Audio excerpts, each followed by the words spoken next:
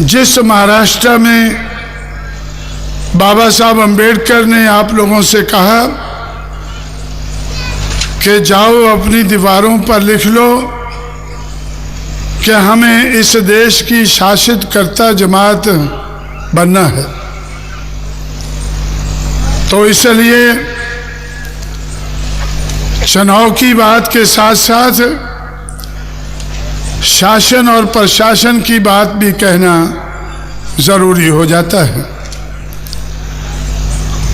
मैं सोच रहा था कि बाबा साहब के उस सपने को आप लोग भूल चुके होंगे जिसके बारे में मैंने पश्चिम महाराष्ट्र में सुना, लेकिन आज बाउल खंडे ने पिछली मीटिंग में फिर उस याद को ताज़ा कराया कि बाबा साहब का ये कहना था कि हमें इस देश की शासित कर्ता जमात बनना है। इस लक्ष्य को पूरा करने के लिए उन्होंने हम लोगों के लिए संघर्ष किया और हमें कुछ अधिकार दिलाए। सबसे बड़ा अधिकार जो हमें मिला है वो बराबरी के वोट का अधिकार मिला है। One man one vote, one vote one value.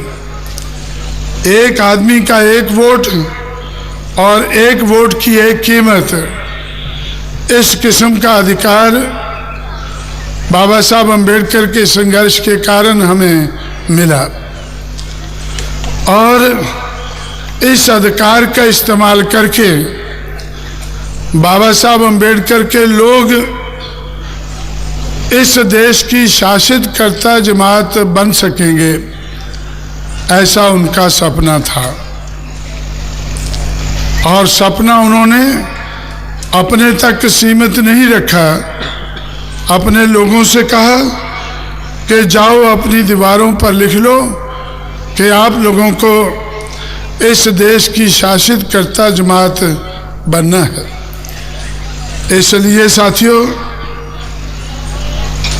अगर हमें बाबा साहब अम्बेडकर के सपने को साकार करना है, पूरा करना है, तो हमें बहुत से कदम उठाने पड़ते हैं। बाबा साहब अम्बेडकर के जाने के बाद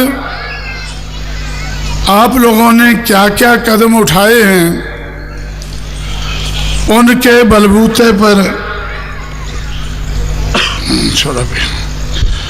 उनके बलबूते पर मैं कह सकता हूं कि आप लोगों ने कोई ऐसा कदम नहीं उठाया है जिसके आधार पर आप लोग इस देश के हुक्मरान बन सके, या बाबा साहब अम्बेडकर के फॉलोअर इस देश के हुक्मरान बन सकें।